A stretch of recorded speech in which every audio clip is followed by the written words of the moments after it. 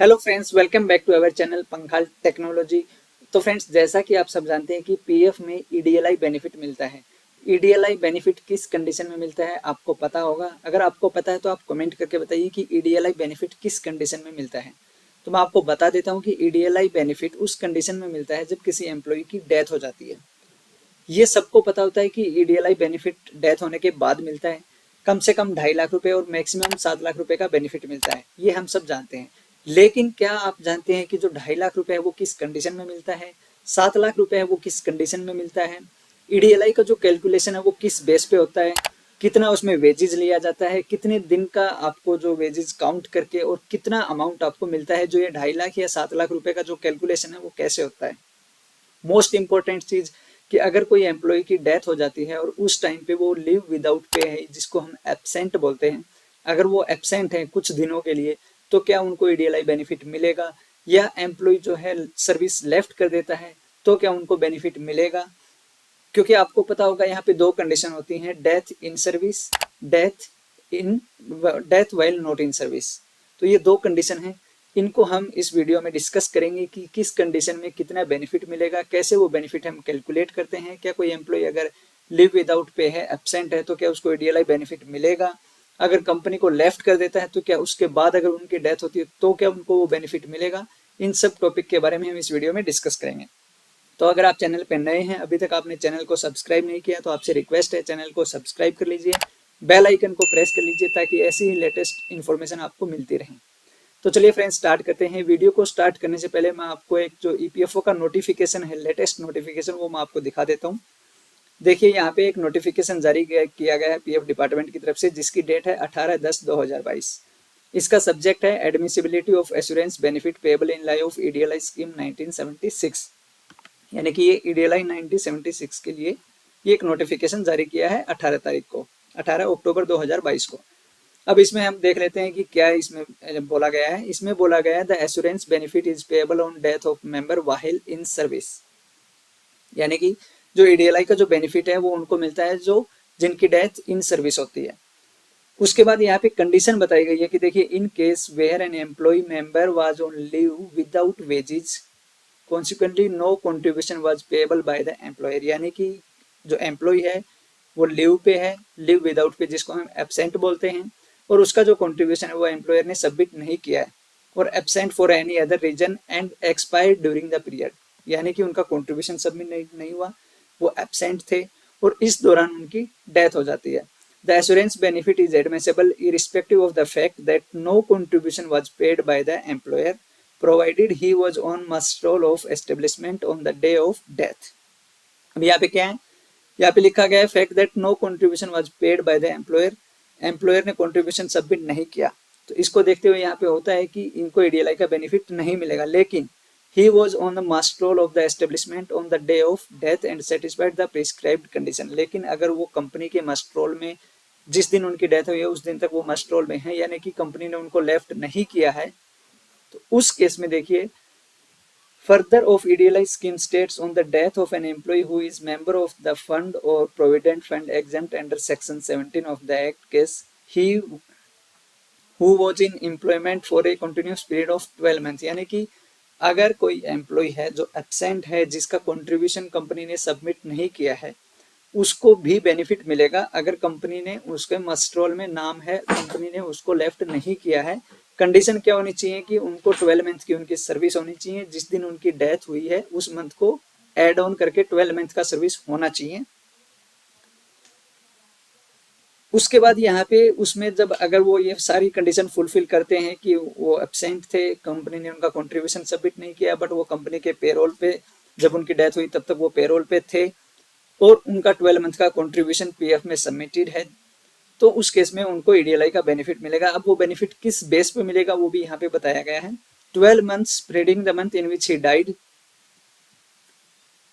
Multiplied by 35 times. यहाँ पे क्या है देखो, average monthly wages drawn during the 12 months presiding the month in which he died. जिस मंथ में वो उनकी डेथ हुई है वो उससे लेके और उससे पीछे के 12 महीने तक का एवरेज मंथली वेजेस जो है, average monthly wages multiplied by 35 times, यानी कि 35 गुना। जो एवरेज डेली वेज है, मंथली वेज है, उसका 35 मल्टीप्लाई करना है 35 से, plus 50% of the average balance in the account of the deceased in the fund और of a provident fund exempt under, यानी कि उनका जो पीएफ का कंट्रीब्यूशन है एम्प्लॉय शेयर उसका 50%। अगर कोई एम्प्लॉय है वो एब्सेंट है, कंपनी ने उसका कंट्रीब्यूशन सबमिट नहीं किया, बट वो कंपनी के मास्टर पे था, यानी कि उनका डेट ऑफ लिविंग अपडेटेड नहीं है। कई बार ऐसा होता है कि एम्प्लॉय 1 महीने तक एब्सेंट रहता है फिर ज्वाइन करता है, तो अगर ऐसा कोई केस होता है तो उस केस में उनको बेनिफिट मिलेगा। बेनिफिट तभी मिलेगा जब उनका 12 मंथ का कंट्रीब्यूशन सबमिटेड हो, यानी कि एम्प्लॉय का 12 महीने का कंट्रीब्यूशन सबमिटेड होना जरूरी है, तभी उनको जो मिनिमम 2.5 लाख का जो कैपिंग है वो मिलेगा। उसके बाद जो जब ये सारी कंडीशंस फुलफिल होती हैं तो उस केस में उनका जो एवरेज मंथली वेजेस है उसका 35 गुना, प्लस में जो एम्प्लॉय शेयर है उसका 50%, ये टोटल मिला के पे होता है।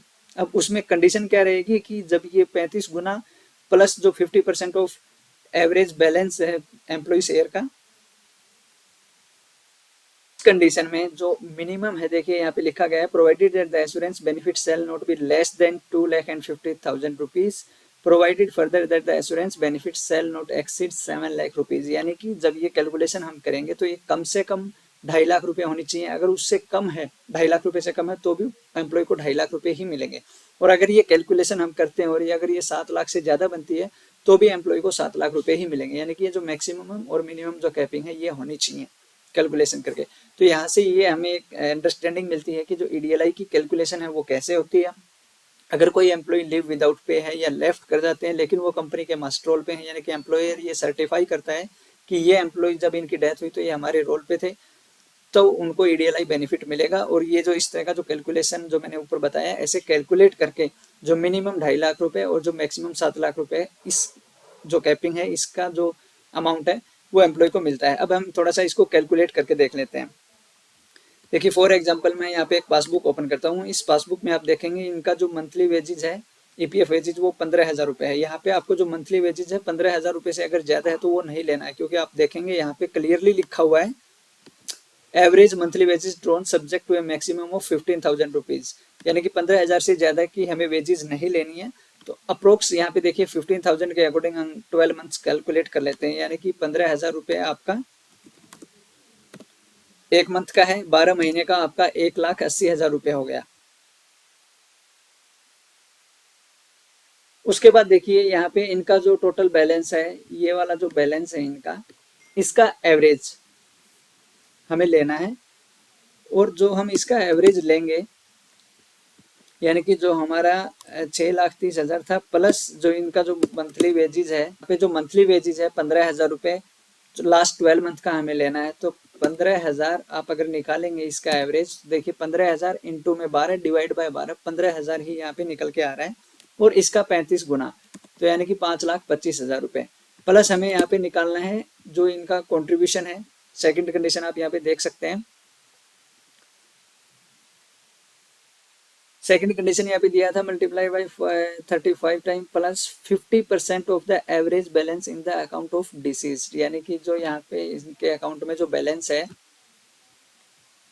ये वाला जो बैलेंस है इसका एवरेज। अब ये आपको देखना है कि ये जो कंट्रीब्यूशन है ये कितने साल का है, 2 साल का है, 3 साल का है, 5 साल का है, इसका हमें एवरेज निकालना है। और ये एवरेज, इसका जो एवरेज निकाल के और जो ये 35 गुना जो अमाउंट था इनका मंथली वेजेस का, मतलब फॉर एग्जांपल यहाँ पे आपका एवरेज जो एम्प्लॉय शेयर है उसका जो एवरेज है फॉर एग्जांपल 4,500 रुपये है।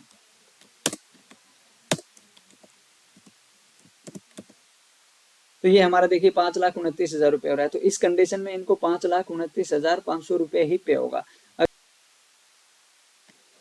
देखिए इनका जो कंट्रीब्यूशन है उसका एवरेज अगर हम निकालें और वो 2.5 लाख रुपए निकलता है और इनका जो बैलेंस है वो 7,75,000 रुपये होता है, तो उस केस में यहाँ पे इनको 7,75,000 की जगह पे 7 लाख रुपए ही मिलेंगे, क्योंकि ये ईडीएलआई का रूल है।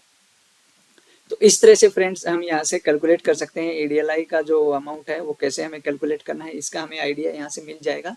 और मेन चीज़ हमें इस नोटिफिकेशन से ये देखने को मिला है कि अगर कोई बंदा लीव पे है तो उसको मिलेगा ही मिलेगा ईडीएलआई बेनिफिट। अगर कोई लीव विदाउट पे है जिसको हम एब्सेंट बोलते हैं, अगर कोई एब्सेंट भी है तो भी उसको ये बेनिफिट मिलेगा। कंडीशन एक ही होनी चाहिए कि उनका जो 12 मंथ का कंट्रीब्यूशन है वो सबमिटेड होना चाहिए, और जो बैलेंस उनको मिलेगा ईडीएलआई का वो उनका 12 मंथ का average divide multiply by 35 plus जो उनका कंट्रीब्यूशन है सबमिटेड है एम्प्लॉय एम्प्लॉयर से पीएफ पासबुक में, उसका एवरेज का जो 50% है वो हमें निकालना है, और जो टोटल अमाउंट होगा वो उनको पे होगा।